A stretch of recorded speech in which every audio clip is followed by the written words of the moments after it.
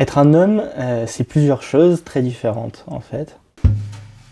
Donc il y a le premier plan qui est la dualité entre mâle et femelle, XX, XY.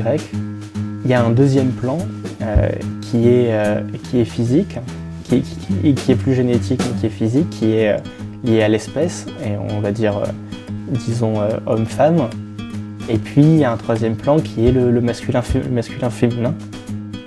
À tous ces niveaux, il y a des gens qui appartiennent ni à l'un ni à l'autre, qui sont entre les deux, qui ont les deux ou aucun. On peut être XY et femme, on peut être homme et féminin. Donc il y a tout ça, ça c'est le point de départ.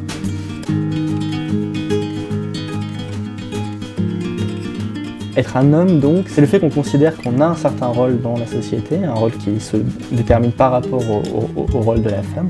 Enfin, les deux sont déterminés l'un avec l'autre. Et c'est pas quelque chose à laquelle on peut vraiment échapper. C'est un fait qu'on va avoir certains privilèges en particulier.